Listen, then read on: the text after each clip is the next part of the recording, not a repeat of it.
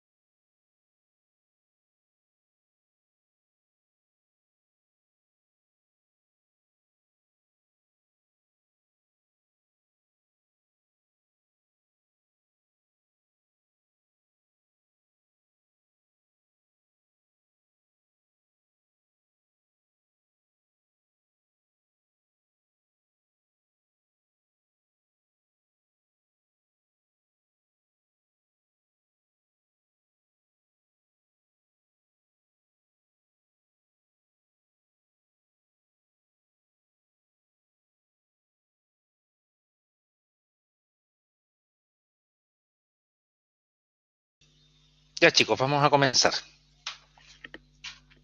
Bueno, vamos a comenzar con la unidad número 3, que tiene que ver con lo que es la parte de cadenas de Markov, ¿ya? Bueno, una cosa importante, el próximo viernes, como es feriado, yo los jueves tengo clases, ya no les voy a poder hacer clases el próximo jueves. Les voy a dejar una cápsula en la cual les voy a explicar cómo se hacen los cálculos de la cadena de Markov, pero utilizando Excel, ¿ok? Ya para que ustedes después, cuando el día de la prueba, puedan utilizar el Excel como una herramienta para hacer estos cálculos markovianos. Yo hoy día voy a explicar el contexto, la explicación, la teoría, los conceptos, y después yo les voy a dejar grabado la próxima semana una cápsula a la cual ustedes van a poder acceder, ¿cierto? Para revisar cómo se hace el cálculo de este tipo de matrices, ¿no? Yo no sé si dentro del material hay alguna cápsula que lo haga, no, no recuerdo, no miré, no alcancé a mirar ahora, pero mañana vamos a tratar, durante la semana yo les voy a grabar una cápsula, incluso tengo unas cápsulas que hice en otras partes que también se las voy a compartir porque también les puede ser útil para que las puedan revisar, ¿ok? Perfecto, entonces, cadenas de Markov. ¿Qué es lo que son las cadenas de Markov? La cadena de Markov, al contrario de todo lo que hemos visto anteriormente, lo que veníamos anteriormente, con el material que veníamos anteriormente, principalmente estaba asociado a modelos de programación, ¿ya? Yo formulaba un modelo y determinaba un cálculo. Las cadenas de Markov sirven para predicción. Me permite, a través del uso de datos y el almacenamiento de datos en matrices, ser capaz de hacer una predicción de un suceso futuro, ¿ya? Por lo tanto, el primer concepto que aparece o que de alguna manera está conectado con lo que tiene que ver con las cadenas de Markov es el concepto de la variable aleatoria, ¿ok? Es lo primero que aparece. Entonces, el modelo markoviano consiste en tratar de buscar la forma de lograr hacer una predicción sobre un suceso. Entonces, ¿qué es lo primero que tenemos que hacer? Lo primero que tenemos que hacer es definir una variable aleatoria. ¿Qué significa una variable aleatoria? Significa el qué vamos a medir. Cuando nosotros en programación, ustedes en investigación de operaciones y en esta primera parte que vimos de programación no lineal, cuando ustedes tenían que establecer cuántas unidades producir, cuántas unidades fabricar, cuál ruta tomar, ¿me entiendes? ¿Se acuerdan de este tipo de modelo? Bueno, es un poco lo mismo acá. Vamos a definir una variable que la vamos a llamar X u N, ¿ya? Pero que está relacionada con un suceso a través de una línea de tiempo. Es un suceso que ocurre a través del tiempo, ¿ok? Entonces, el X u N lo que dice es, por ejemplo, es definir qué es lo que quiero medir.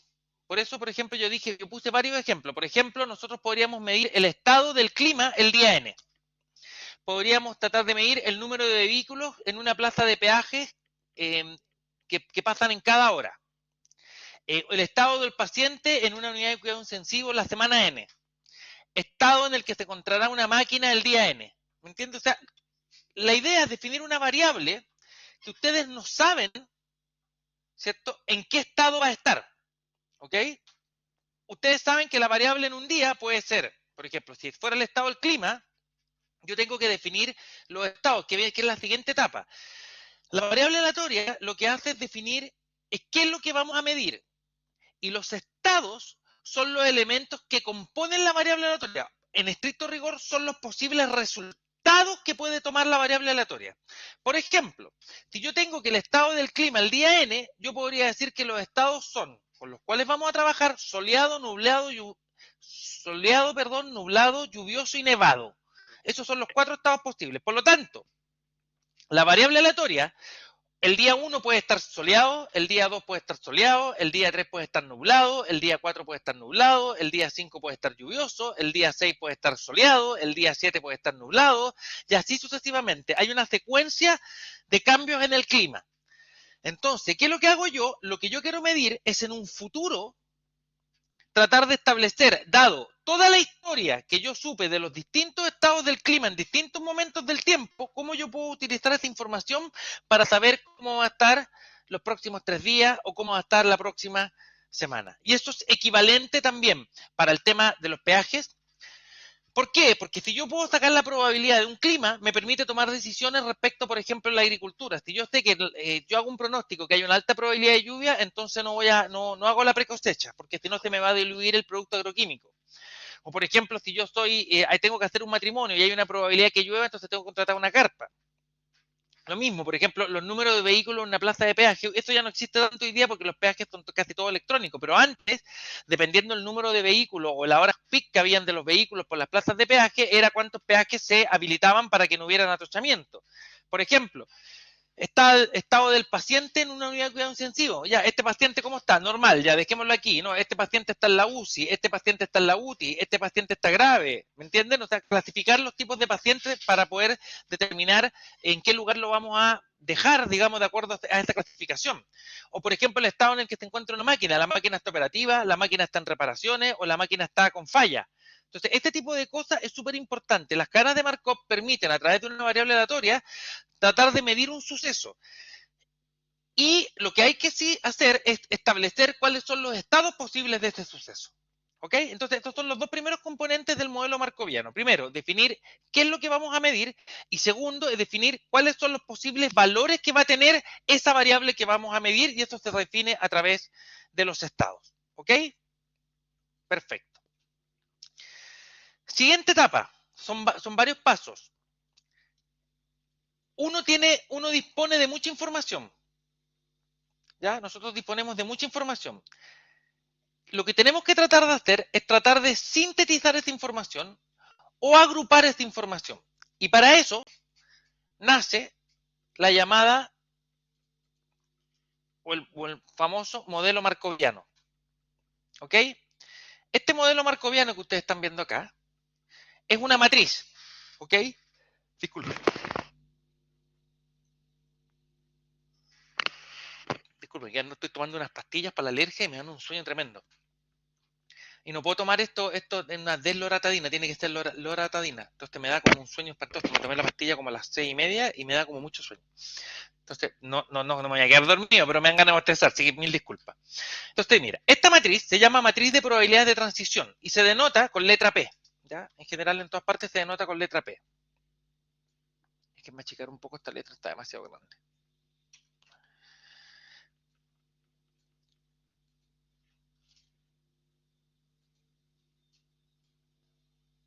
Ahí sí, pero déjenme sacar esto acá.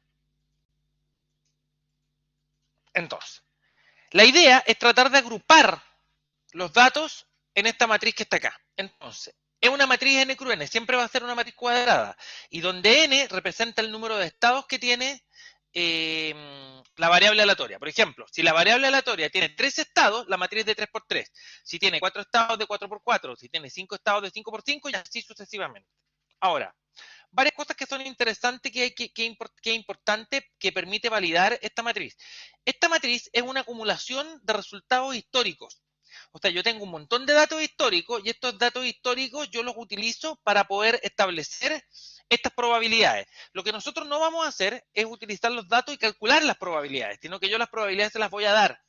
¿Ok? Porque si no, es mucho el tiempo para calcular una probabilidad, hay que hacer un estudio estadístico de la distribución, de los datos, de la varianza, la desviación, y un montón de elementos que son complejos de hacer con tan poco tiempo. Entonces, La idea es que ustedes aprendan a usar más bien lo que son las matrices de probabilidad de transición. Entonces,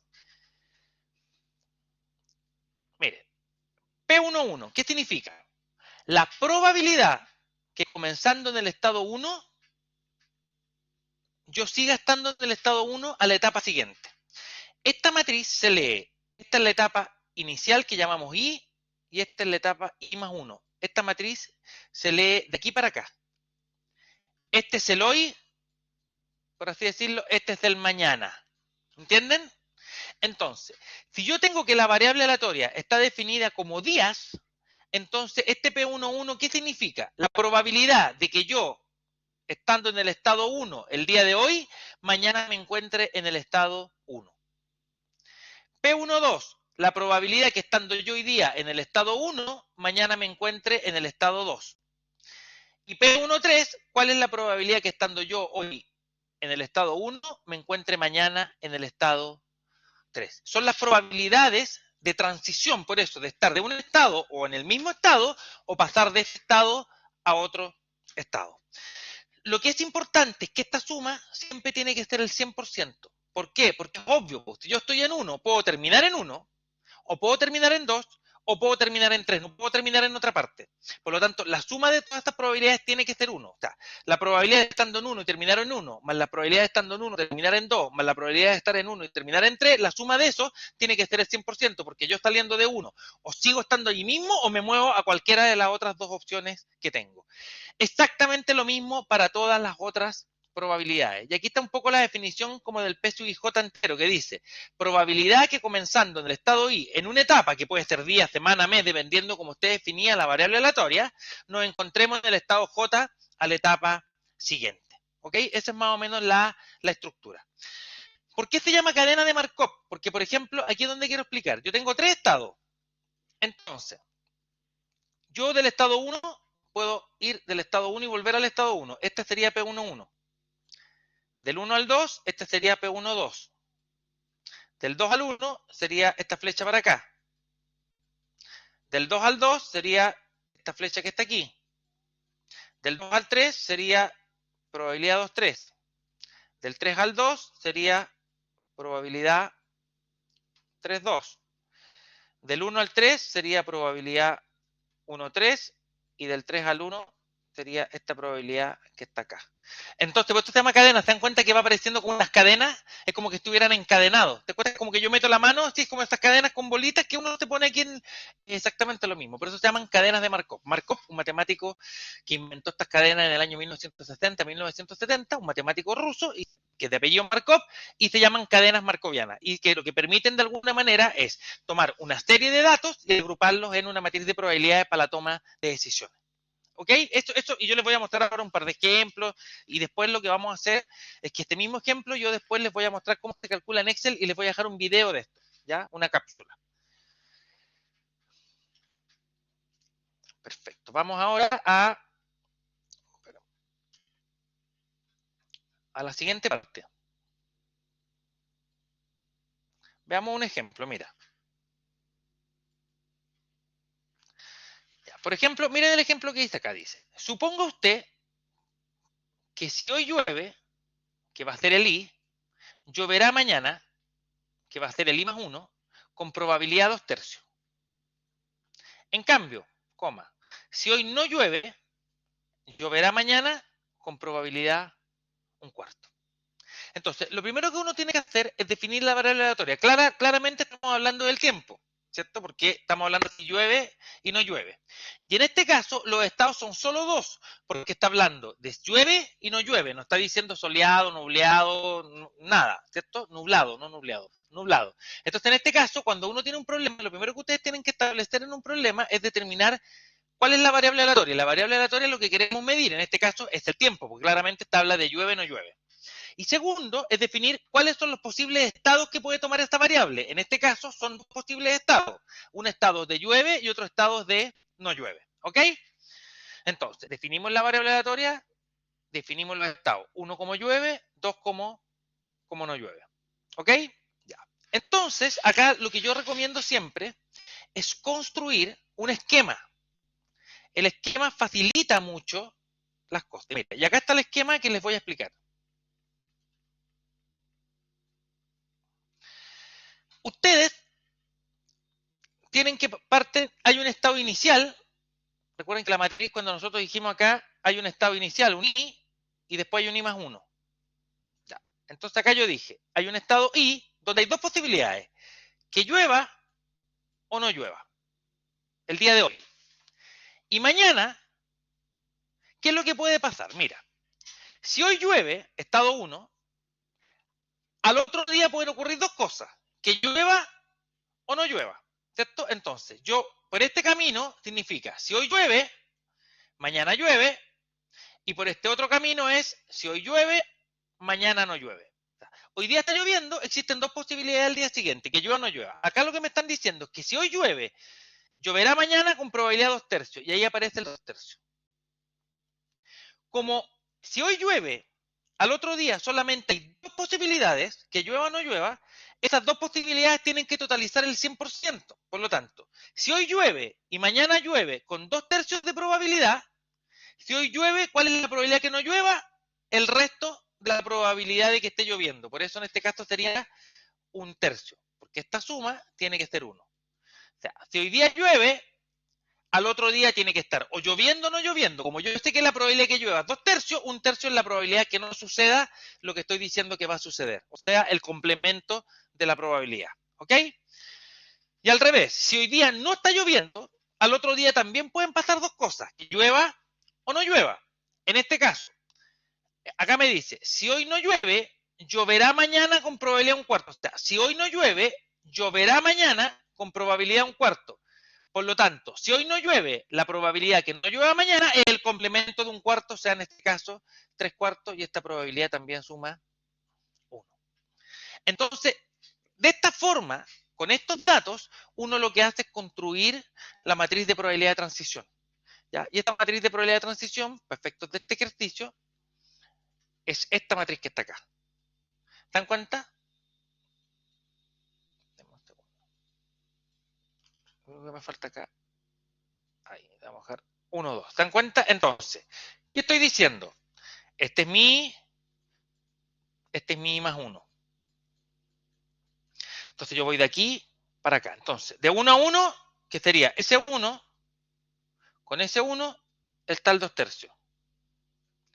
El 1 con el 2, del 1 al 2 sería el 1/3. Por eso estoy diciendo que cuando uno suma hacia el lado,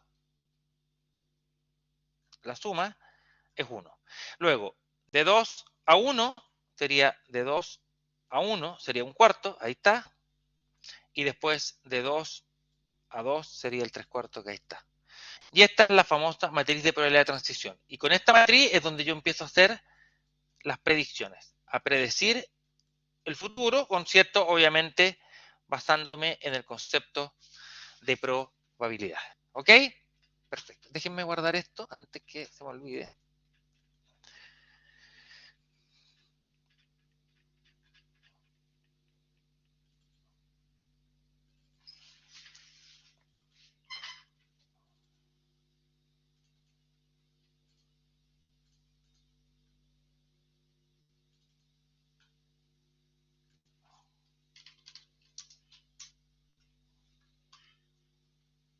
Esta es la clase 5, por la 4 fue la semana pasada. Hoy día estamos a 30.11.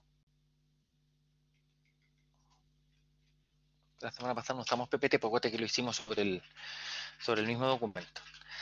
Perfecto. Bueno, vamos a ver ahora cómo de alguna manera, vamos a ver otro ejemplo, ¿ya? Y después vamos a trabajar sobre ese otro ejemplo, ¿ya?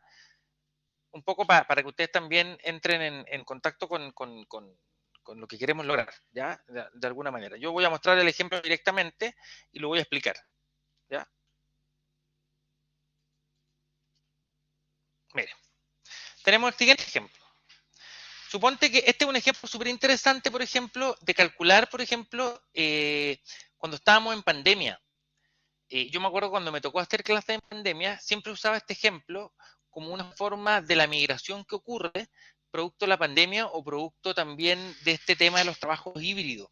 ¿ya? Hoy día la gente que tiene trabajos híbridos o definitivamente que trabaja desde casa, por ejemplo, acá en la misma universidad hay un montón de gente que trabaja desde la casa. Por ejemplo, todos los analistas de presupuesto, toda la gente que no atiende público. Por ejemplo, en el caso mío, yo tengo que ir a la oficina, pero yo tengo que atender alumnos, yo soy director de carrera, entonces tengo que atender alumnos, tengo que atender a los profesores, tengo que ir a ver qué pasa en las salas. Entonces yo tengo que estar en la oficina.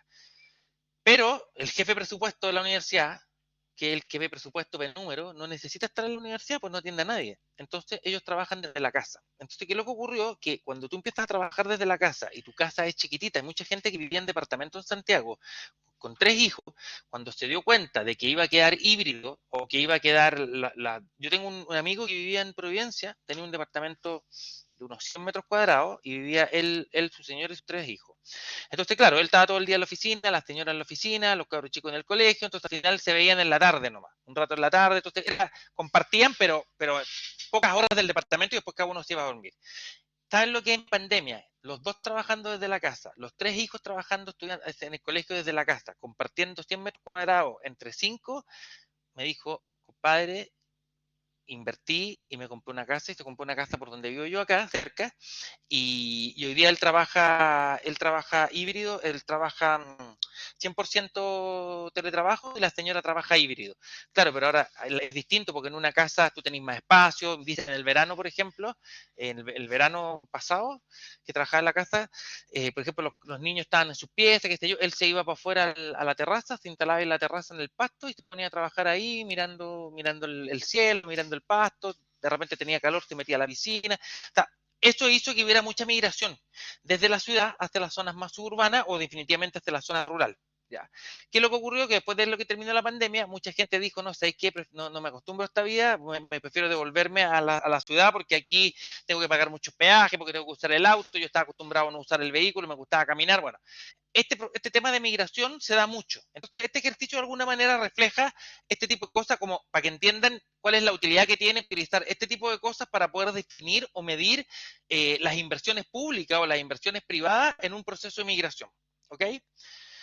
Entonces vamos a ver el ejercicio. Dice, cada familia norteamericana se puede clasificar como habitante de zona urbana, rural o suburbana.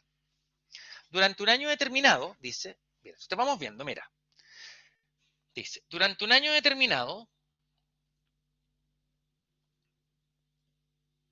espérate que estoy con el puntero, dice, mira, dice, durante un año determinado, el 15% de todas las familias urbanas, ¿ya? El 15% de todas las familias urbanas se cambian a la zona suburbana y el 5% se cambia a la zona rural. O sea, lo que me están diciendo es que el 15% de las familias urbanas se cambia a la zona suburbana y 5% se fue a la zona rural. Después, el 6% de las familias suburbanas, el 6% pasan a la zona urbana y el 4% a la zona rural. Finalmente, el 4% de las familias rurales se van a la zona urbana y el 6% a la zona suburbana. Entonces, determinemos la matriz de probabilidad en una etapa. Entonces, claramente tenemos 3 estados, ¿cierto? Zona urbana, suburbana y rural. Y la variable aleatoria es en qué familia, o sea, en qué zona se va a encontrar la familia al cabo del año N. Entonces, por eso cuando uno define la variable aleatoria es fácil de definir porque tiene que ver con los estados. Uno primero determina cuáles son los estados y después determina la variable, no al revés. Entonces, si yo sé que son 3 estados posibles, una familia en cualquier momento del tiempo se puede encontrar en uno de esos 3 estados. Entonces, ¿qué es lo que queremos definir? Zona en la que se va a encontrar la familia al cabo del año N y puede ser cualquiera de estas 3 zonas. Por eso, definimos la variable aleatoria de esta manera y dijimos, bueno, ¿cuáles son los posibles valores que puede tomar esta variable aleatoria? Bueno, estos son los posibles valores que puede tomar la variable aleatoria. O sea, o estamos en la zona urbana, o estamos en la zona rural, o estamos en la zona suburbana. ¿Ok? Ya. Y después lo que tenemos que usar son estos valores, estos porcentajes, para poder establecer la matriz de probabilidad de transición. Por eso yo acá volví a hacer un grafo. Puse, este es el año I, Este es el año I más 1. ¿Por qué? Porque otra cosa importante, acá me están diciendo que esta migración la estamos calculando de manera anual. ¿Ya? Esto es un dato súper importante, es anual. Entonces, yo defino tres estados. Zona urbana la definí con 1, zona rural la definí con 2, zona suburbana la definí con 3. Entonces, cuando vamos a leer acá dice, durante un año determinado, el 15% de las familias urbanas, o sea, los que estaban en la zona urbana al principio, el 15% se va a la zona suburbana. Entonces, si ustedes se dan cuenta, de la zona urbana a la zona suburbana, ahí está el 15%. Y un 5% que eran familias urbanas, se fueron a la zona rural. Ahí está, un 5% a la zona rural. Por lo tanto, como esto totaliza un 20%, esto significa que el otro 80% que estaba en la zona urbana permaneció en la zona urbana. Y ahí completo el 100% la probabilidad. Después, de los que estaban en la zona rural, 6% de las familias, perdón, de nuevo, al revés, el verde, un segundo. Acá dice, el 4% de las familias rurales se fueron a la zona urbana, o sea, los que estaban en la zona rural se fueron a la zona urbana, el 4%. Y el 6% de los que estaban en la zona rural se movieron a la zona suburbana, o sea, de los que estaban en la zona rural, 6%. Como estos dos totalizan el 10%, entonces significa que el 90% que estaba en la zona rural permaneció en la zona rural. Y finalmente, el 6% de las familias que estaban en la zona, de las familias suburbanas, o sea, que estaban en el estado 3, pasaron a la zona urbana, el 6%, ahí está. Y el 4% de los que estaban en la zona suburbana se fueron a la zona rural, ahí está. De la zona suburbana a la zona rural, el 4%. Entonces, como esto totaliza el 10%, entonces significa que el otro 90% permaneció en la zona suburbana. Y con esto definimos esta matriz, ¿viste? Estoy en la zona urbana, al año siguiente en la zona urbana, el 80%. Ese. Si estoy en la zona urbana y paso a la zona rural, ahí está, el 5%. Y si estoy en la zona urbana y paso a la zona suburbana, el 15%. Si se dan cuenta, si yo sumo esto que está acá, esto me da el 100%. Después, de la zona rural a la zona urbana, el 4%. Ahí está. De la zona rural, permanezco en la zona rural, ahí está, el 90%. Y de la zona rural, me cambio a la zona suburbana, el 6%. De la zona suburbana a la zona urbana, el 6%.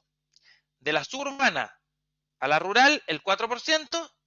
Y de la suburbana a la suburbana, el 90%. Y con esto defino la famosa matriz de probabilidades de transición en una etapa. Entonces, ahí ustedes pueden apreciar que en realidad esta matriz lo que está haciendo es aglutinando toda la información histórica, estos porcentajes, estas probabilidades que se obtuvieron aquí son de datos históricos pasados.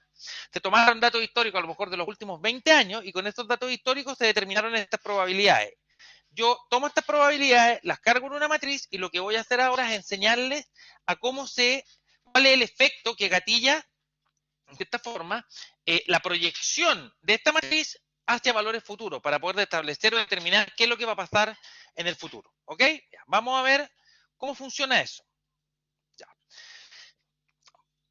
Para poder hacer cálculos, uno de los elementos que es súper importante es saber dónde uno está detenido o dónde uno está parado. Por lo tanto, el gatillador, por así decirlo, que establece qué es lo que va a pasar en el futuro es saber qué es lo que está pasando hoy en el presente. Por lo tanto, el cuarto paso que tenemos que establecer en una cadena de Markov tiene que ver con el concepto. ¿Me dan un segundo? Pero voy a buscar agua que se me con la boca. Deme un segundo.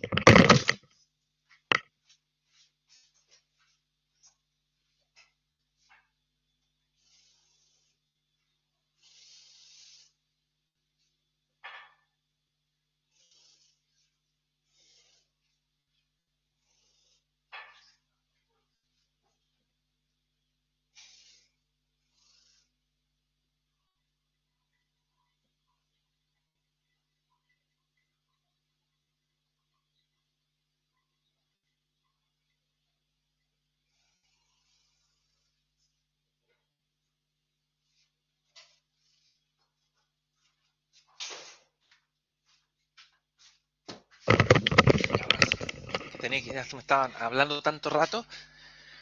Ya. Entonces,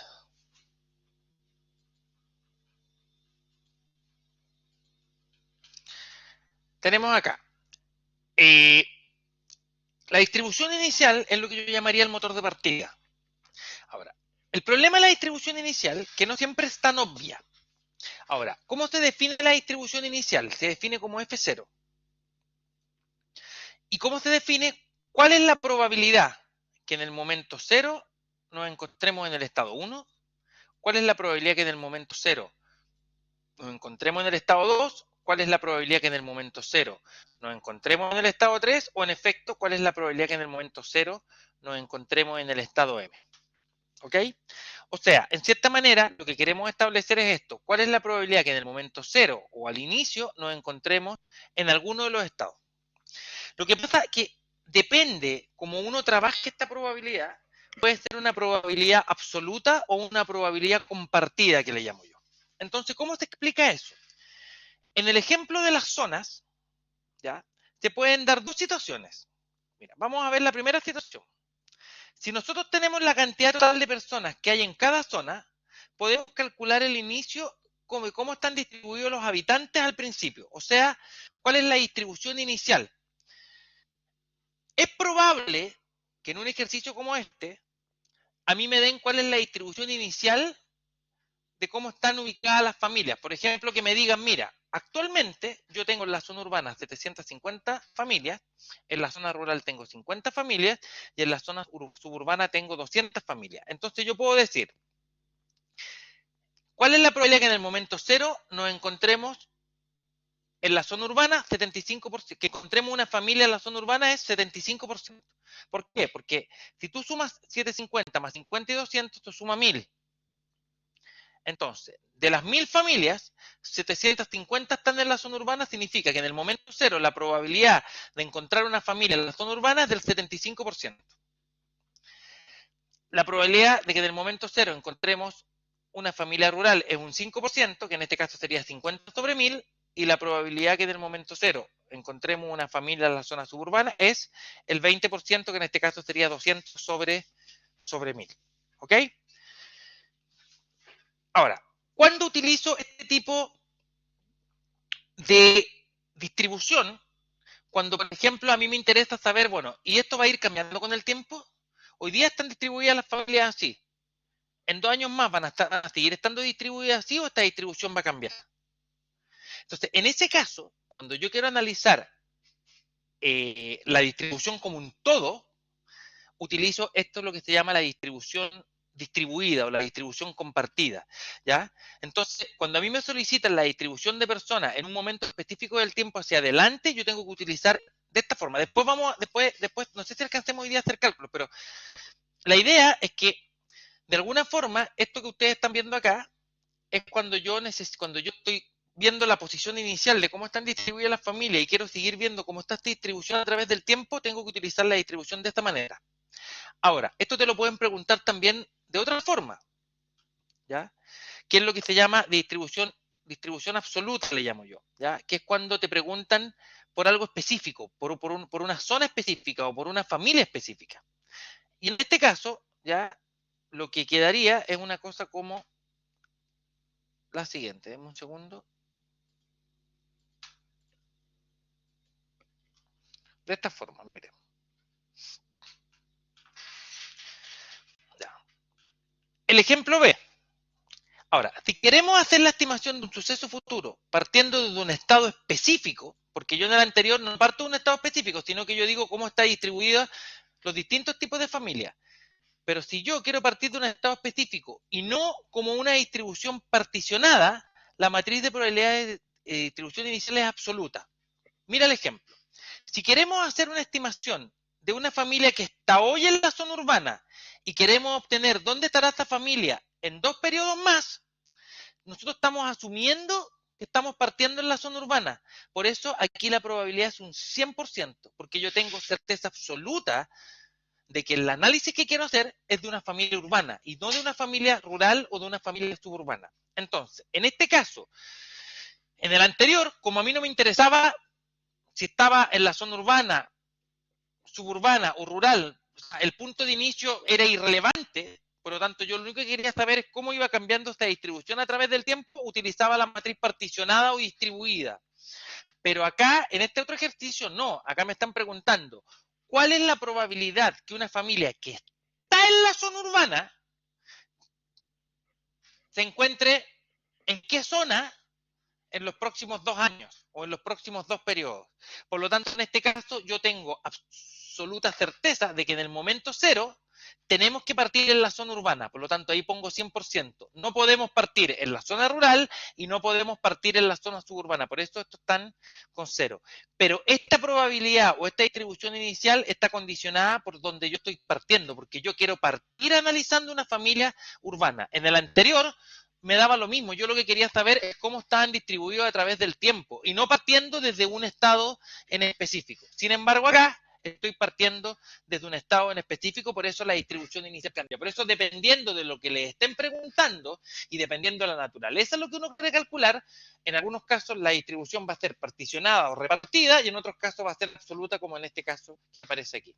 Ahora, hay otro ejemplo, como en el ejemplo de la llueve o no llueve, donde tú no puede estar lloviendo y no lloviendo al mismo tiempo.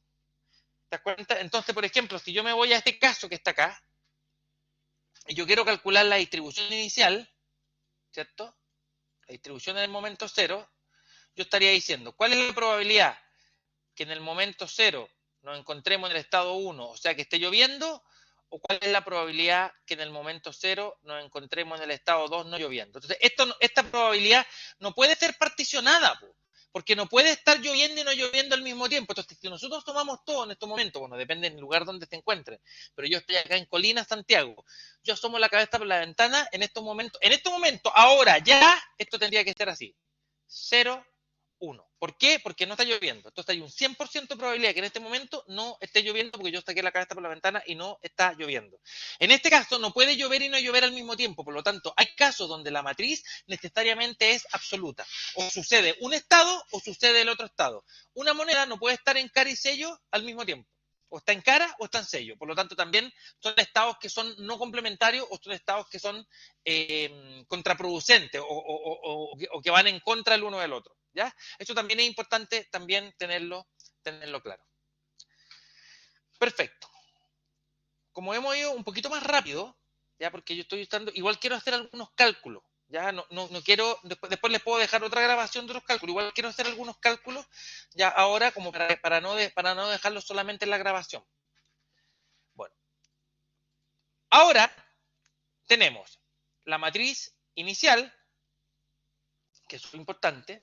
Tenemos la matriz de probabilidad de transición. Entonces ahora uno se pregunta, bueno, ¿y cómo hacemos los cálculos? ¿Cómo se hacen los cálculos? Bueno, los cálculos se hacen con una fórmula que se llama... No vamos a hacer break, voy a seguir de largo nomás. Recuerda que siempre eran 40, 10, 40, no voy a seguir de largo nomás para poder terminar bien y hacer esto como corresponde.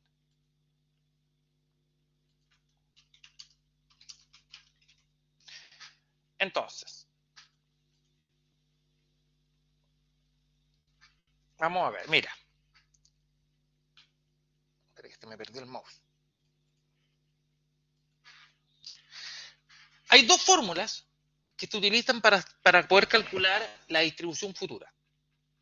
La primera de ellas es la siguiente fórmula que está aquí. ¿Ok? Esta fórmula.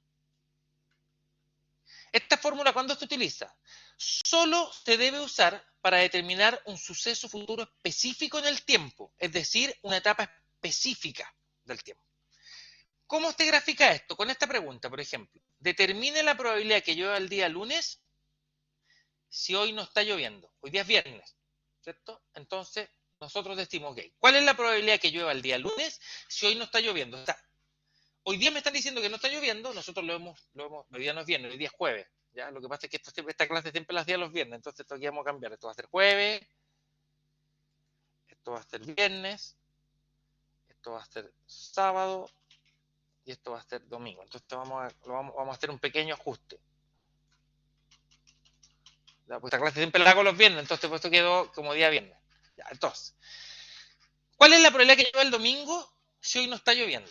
Entonces, eso es un día específico, porque me están preguntando por el lunes. No me están preguntando cuál es la probabilidad que llueva en 2 días seguidos, que hoy día no llueva, mañana sí. No, estos son etapas concadenadas. Me están diciendo, hoy no llueve, ¿cuál es la probabilidad que el domingo, que el fútbol no esté, que el día domingo llueva? Lo que pasa es que yo quiero ir a jugar a la pelota y si la probabilidad que llueva es muy alta, entonces no voy a poder jugar a la pelota, y si la probabilidad es muy baja, voy a poder jugar a la pelota.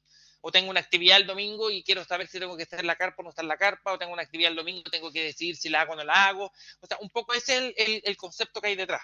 ¿Ok?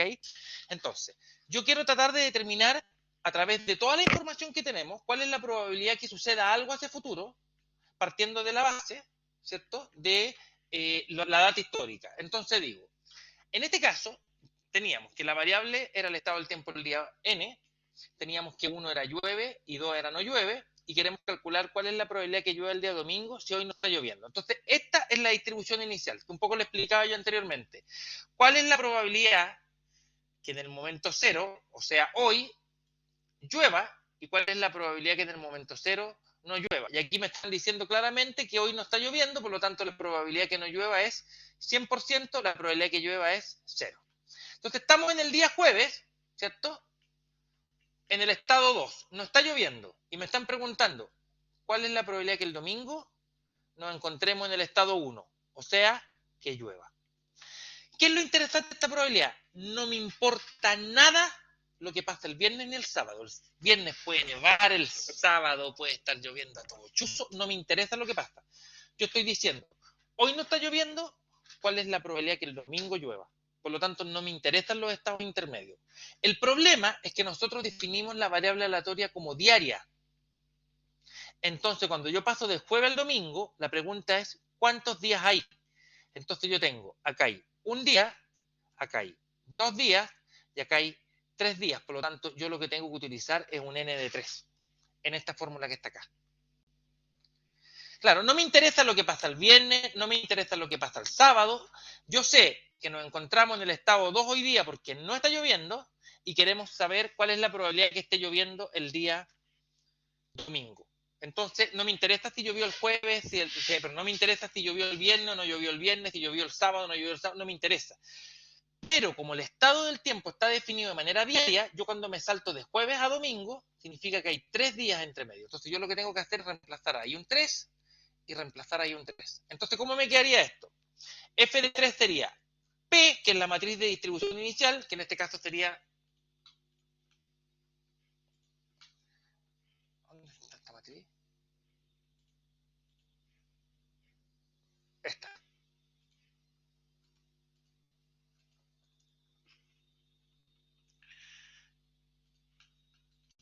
Acá está. Esta es la P. ¿Ya? ¿Cómo quedaría la matriz transpuesta? La matriz transpuesta se cambia en fila por columna. Entonces, en este caso aquí,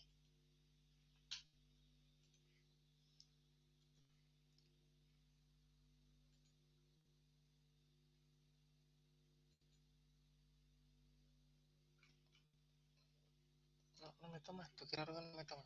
Ah, es que esto, ya, un segundo. La matriz transpuesta es igual a, me voy a quedar así.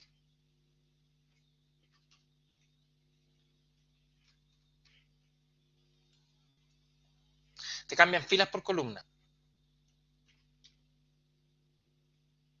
Así me va a quedar. Espérate.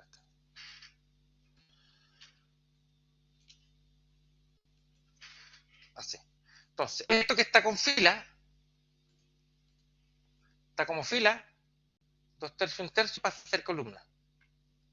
Y esto que está como fila, pasa a ser columna. Esta es la matriz transpuesta, cambiar filas por columna. Entonces, lo que tenemos que hacer acá, la matriz transpuesta, según la fórmula, elevado a 3, multiplicado por f de 0, que es este 0,1 que está aquí. Entonces, con eso, ¿qué va a obtener? La probabilidad que el día 3 llueva y la probabilidad que el día 3 no llueva. Pero en realidad, lo que andamos buscando es esta probabilidad. Porque me están diciendo, ¿cuál es la probabilidad que llueva el día domingo si hoy no está lloviendo? Entonces, esta es la probabilidad que andamos buscando. Y para eso, para calcular eso, lo que vamos a usar es el Excel, que yo se los voy a mostrar ahora en un ratito más, porque nos queda bastante tiempo todavía como para poder hacer estos cálculos en Excel con este mismo ejercicio. ¿Ya? Y luego está la otra posibilidad, que es cuando son hechos que están concadenados entre sí, ¿ya? Que no es tan trivial de calcular. Entonces, en este caso, lo que me va a quedar es lo siguiente. Lo que pasa es que lo tengo aquí, está todo rayado, entonces le estoy sacando las rayas para traerlo para acá. Entonces, mira. Está la otra fórmula, que es así.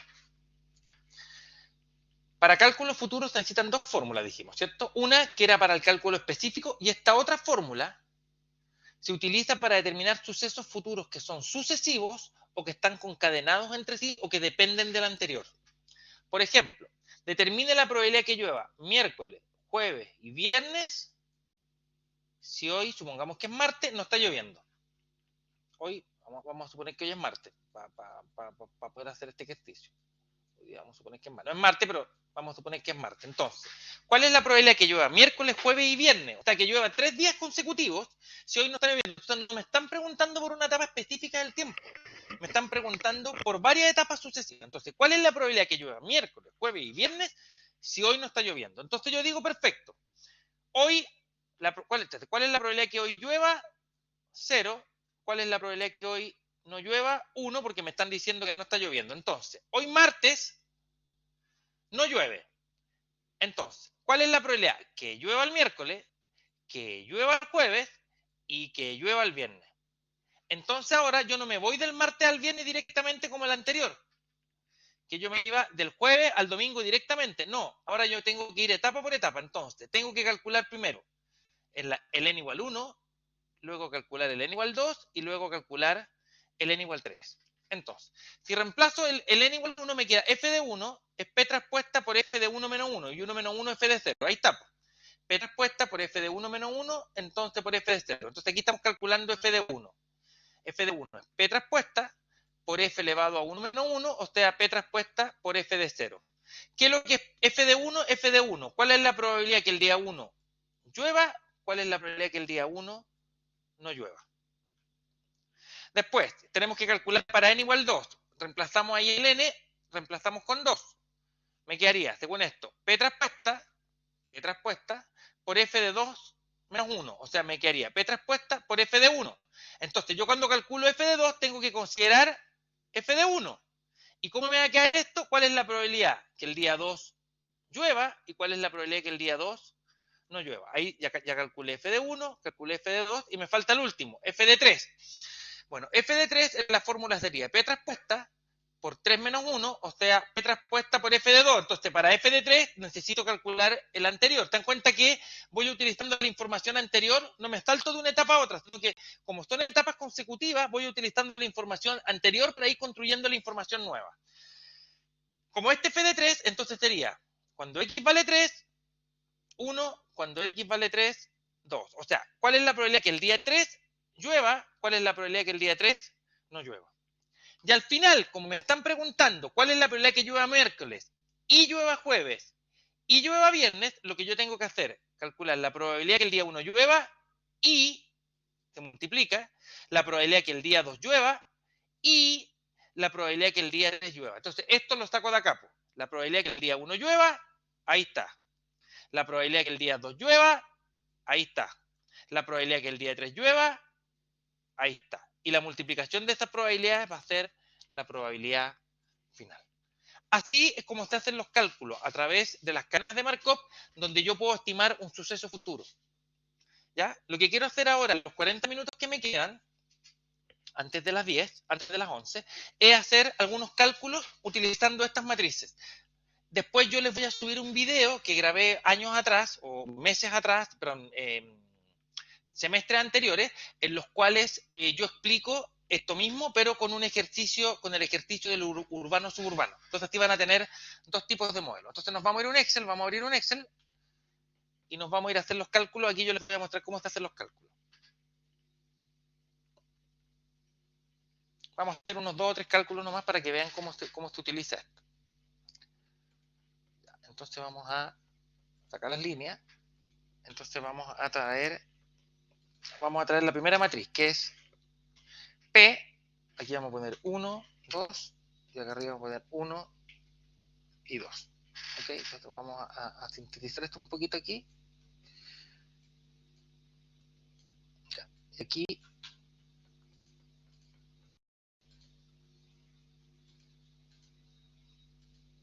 aguante, esta matriz era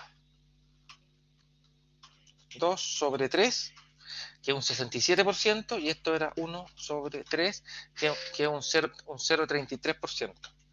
Este era, déjame que no me acuerdo, no me acuerdo exactamente cómo era la matriz, espérate.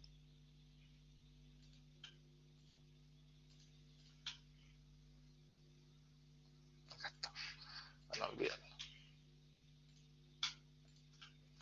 Ahí esto era un cuarto, o sea, 0,25, y este era 3 sobre 4. Listo. En todos los casos, esta es la matriz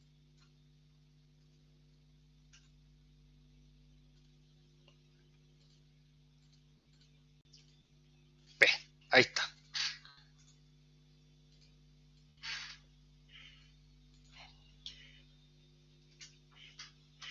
Ahí para que quede bonito. Ahí tenemos la matriz P. ¿Ok?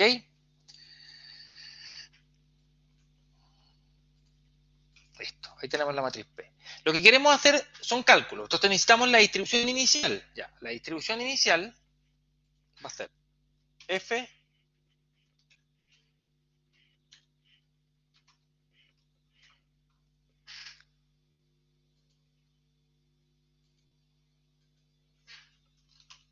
elevado a 0. ¿Cierto? Es igual a.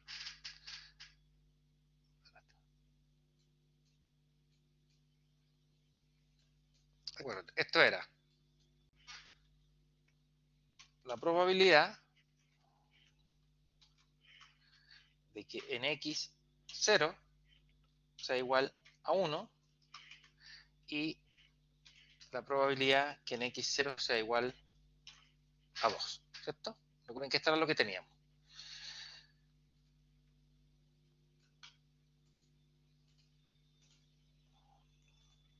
Voy a dejarlo bien.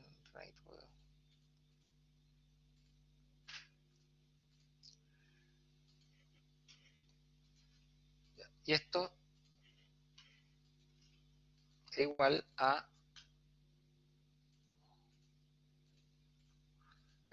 0 y 1. Perfecto. Entonces, ¿qué es lo que queríamos calcular primero? Esto. Esto es primero. Entonces vamos acá. Vamos a poner aquí.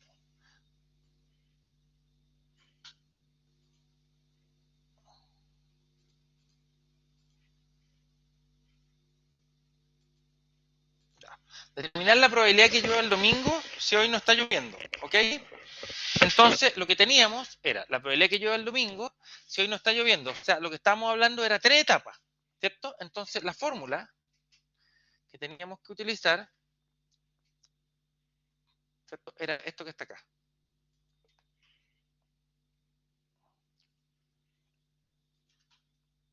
Esta era la fórmula que teníamos que utilizar. Entonces, mira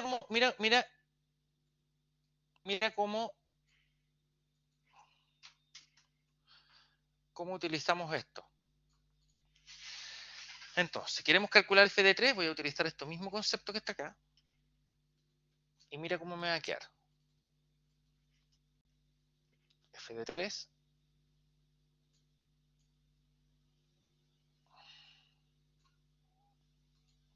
Pero según esto, es P traspuesta. Miren lo que vamos a hacer. Aquí les voy a enseñar algo que ustedes no saben. Entonces, ¿cómo es? P traspuesta. Entonces, mira lo que pongo acá. Pongo igual transponer. Toman toda esta matriz, lo cierran, ponen enter y mira, me transpone la matriz. ¿Qué es lo que hace? Fíjate, esto que está como fila lo puso como columna y esto que está como fila lo puso como columna. Entonces ahí tengo la primera P traspuesta. Entonces aquí lo que tenemos es la primera P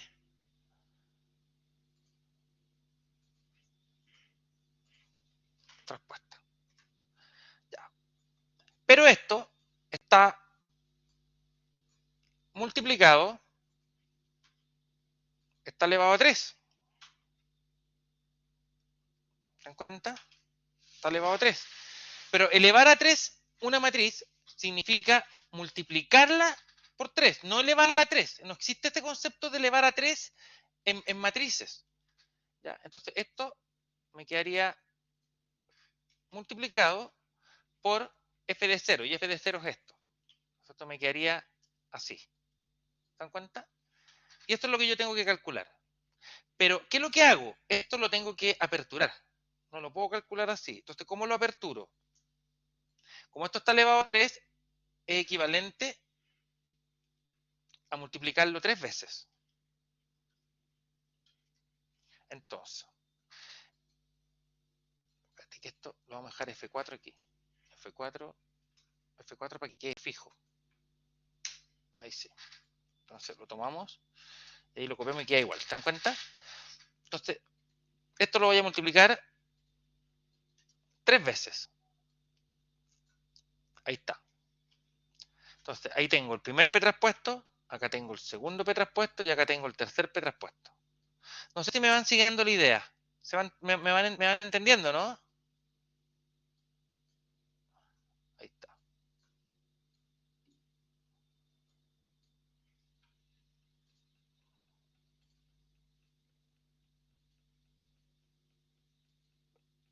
Esto fue un sí, perfecto. Ya. Y luego esto está multiplicado por esto.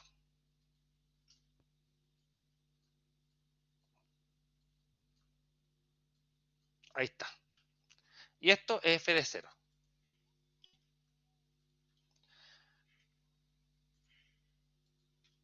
Ahí está. ¿Se dan cuenta? Entonces ahí me va a quedar f de 0. Entonces ahí tengo p traspuesta por p traspuesta por p traspuesta, p traspuesta al cubo. Entonces aquí, ¿qué es lo que hago? Utilizo otra fórmula.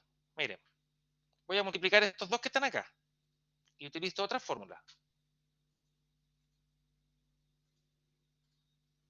Perdón. Como son matrices cuadradas, el resultado son matrices cuadradas. Eso no hay discusión alguna, digamos. Utilizo una fórmula que se llama mmult. Mira, ustedes van acá, pinchan acá y buscan una fórmula que se llama mmult. Mmult. Ponen ir y ahí está, mmult. ¿Y qué es lo que hace mmult? Ustedes dicen, multiplícame esa matriz por esta matriz. Pongo aceptar y ahí me entrego la multiplicación. Entonces ahora abajo, entonces aquí, esto que está acá, sería esto mismo.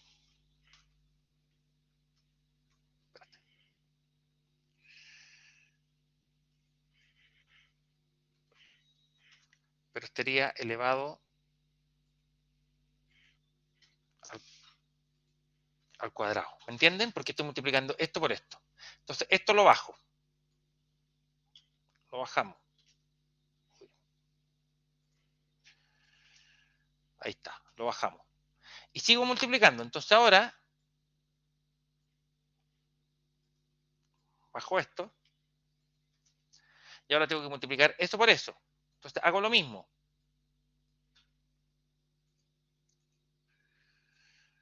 Voy acá, pincho la fórmula mmult y le digo multiplícame eso por eso. Perfecto. Pum. Listo. Y me entregó. Entonces ahora esto me va a quedar esto mismo, pero ahora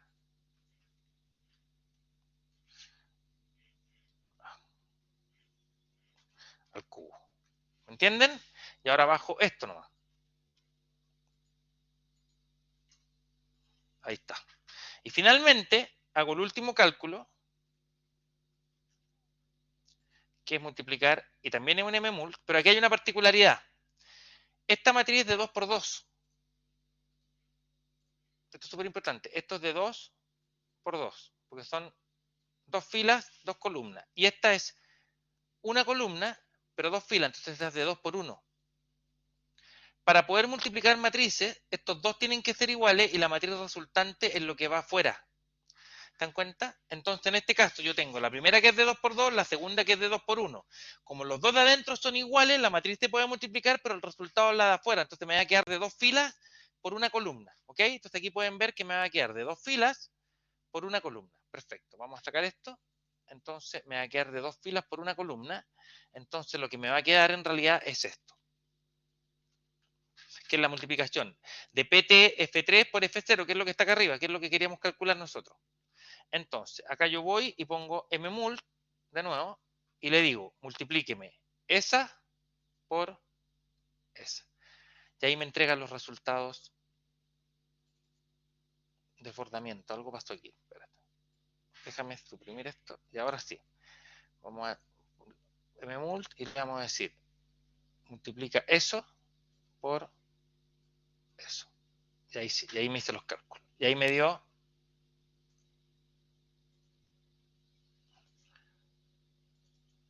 cuáles son las probabilidades. Ahora, como este f de 3, nosotros habíamos dicho que f de 3 era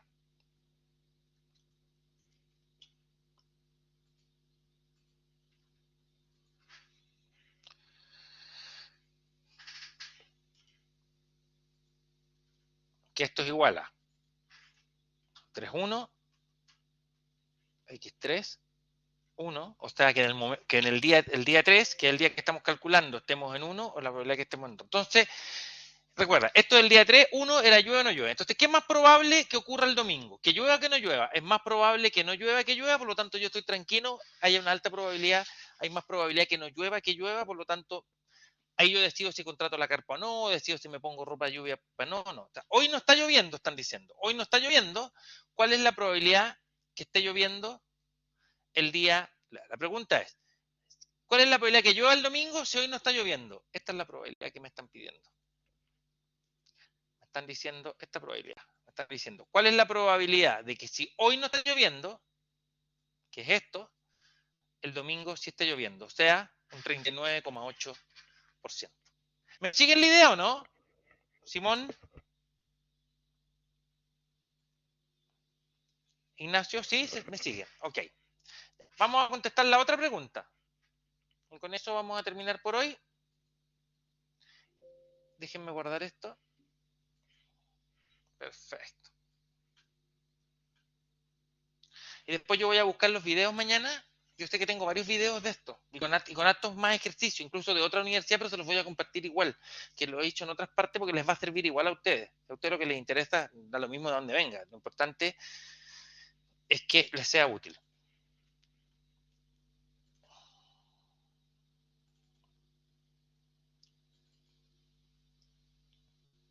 Perdón, me equivoqué universidad. Acá.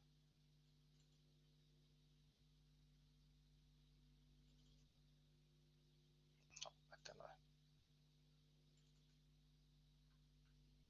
Esta.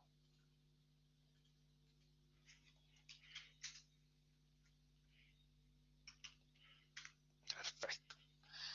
Ya, vamos a hacer el otro cálculo.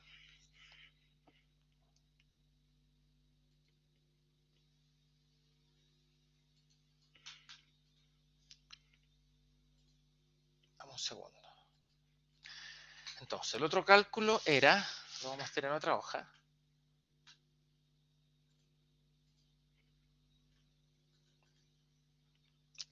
La matriz es la misma. Esto lo vamos a traer da igual. Esto también es lo mismo.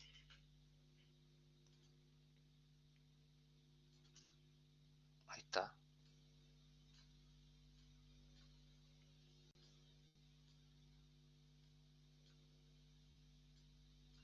Ahí está.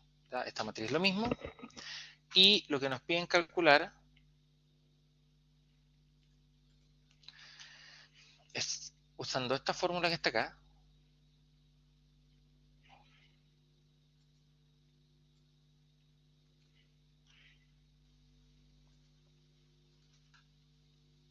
Esto no me queda igual. No, vamos a... Espérate.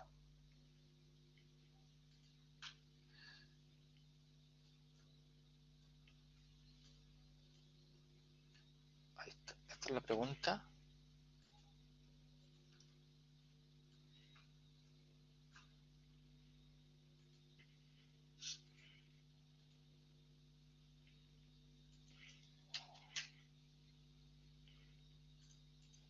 determinar la probabilidad que llueva miércoles, jueves y viernes si hoy no está lloviendo. Entonces, acá en este caso, lo que yo tengo que calcular son estas cosas que están acá.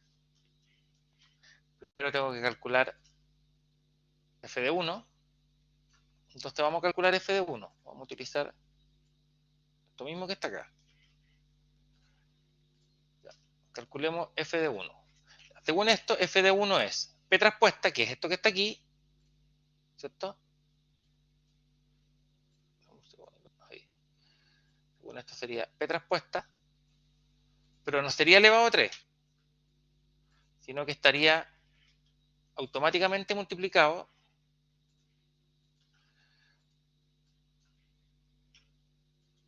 por f de 0. ¿Se dan cuenta? Es más inmediato. Entonces esto me va a quedar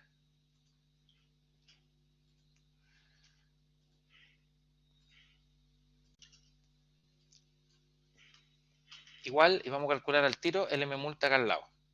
Si se dan cuenta, esto me va a quedar así, porque este es de 2 por 2, entonces aquí vamos a calcular el m multa. Entonces vamos a calcular f de 1. Entonces me va a quedar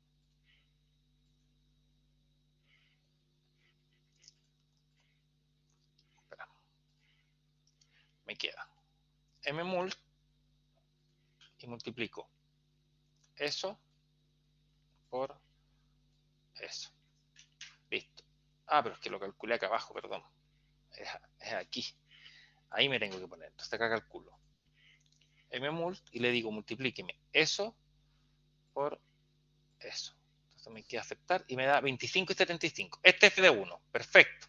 Ahí está calculado el f de 1, que es lo que necesitamos aquí. ¿Cierto? Ahí está. Vamos a dejar ahí. Después me piden f de 2. Perfecto. Vamos a calcular f de 2. Bueno, f de 2 es esto mismo. Pero acá va a ser f de 2. La única diferencia es que dice esto es p transpuesta por f de 1. O sea, S. Y mire, me calcula el tiro el m multo. Y ahí está. Una cosa importante, si ustedes suman, esto siempre va a sumar 1. Siempre, siempre, siempre, siempre va a sumar el 100%. Mira. Lo sumo acá, 100%. Acá no lo hicimos, pero si uno sumaba acá, es el 100%. ¿Se dan cuenta? Eso es una cosa súper importante que tienen que tener claro. Entonces ahí calculé rápidamente, fue medio automático, porque considero f de 1, que es lo que está acá arriba. ¿Te das cuenta? Eso y eso es lo mismo. ¿Ok? Y finalmente tengo que calcular f de 3.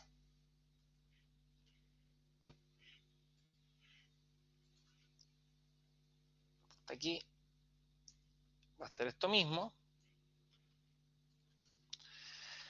¿Cuál va a ser la principal diferencia? La diferencia es que sigue siendo p transpuesta, pero ahora es f de 2. Entonces ahora es este. S. S. ¿Se dan cuenta? Todo automático.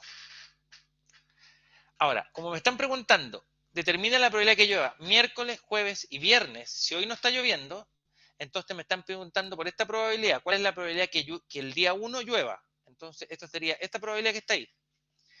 Esta sería la probabilidad que el día 2 llueva.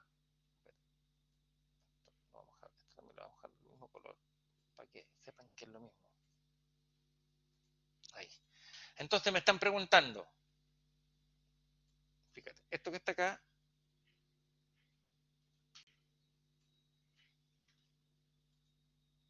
esto que está acá sería la probabilidad que el día 1 llueva, la probabilidad que el día 1 no llueva. O sea, me están preguntando por esta probabilidad. Perfecto. Luego, en el periodo siguiente, me están preguntando la probabilidad que el día 2 llueva, la probabilidad que el día 2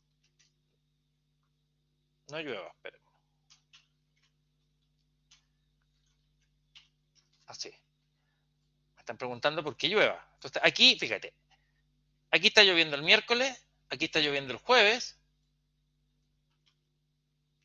y aquí está lloviendo el viernes. La probabilidad que el día 3 llueva, la probabilidad que el día 3 no llueva. Entonces, al final, la probabilidad final que me están pidiendo de P final es, yo digo, S por S por S. Por lo tanto, la probabilidad que llueva 3 días seguidos, dado que hoy no está lloviendo, es bajísima. Me está diciendo que si hoy no llueve, si hoy martes, por ejemplo, si hoy día fuera martes y no estuviera lloviendo, la probabilidad de que llueva 3 días consecutivos es de un 3,52%. O sea, es poco probable que llueva estos 3 días. A lo mejor alguien podría decirme, voy a estar estos 3 días afuera, ¿cuál es la probabilidad de que llueva los 3 días seguidos? O sea, que tenga tanta mala suerte que los 3 días lluevan es tan baja que a lo mejor puede llover uno, o llover la mitad de uno, o a lo mejor no llueve, pero que lluevan 3 días seguidos, como yo digo, un día no me va a quedar para poder, no sé, salir, por dar un ejemplo. Entonces ahí uno se da cuenta que la probabilidad es bastante mísera, bastante baja. ¿Ya? Entonces, en ese sentido, uno puede hacer cálculos. Esta es la forma como ustedes van a tener que hacer los cálculos para el día de la prueba. Yo les voy a hacer preguntas y ustedes van a tener que utilizar estas matrices. Por esto, aquí ya tienen la matriz de 2 por 2.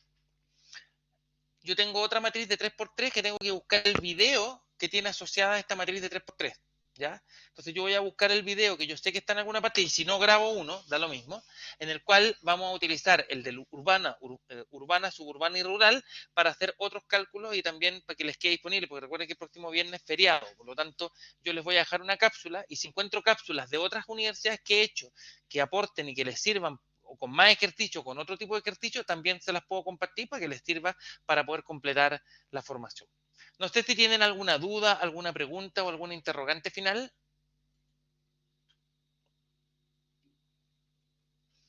Perfecto, pues chicos. Entonces los dejo. Ahí les voy a subir ahora en un anuncio estos ejercicios más la PPT, ¿ya? Para que lo tengan para poder estudiar el fin de semana. ¿Ya? Un abrazo, que estén muy bien. Cuídense. Chao, chao.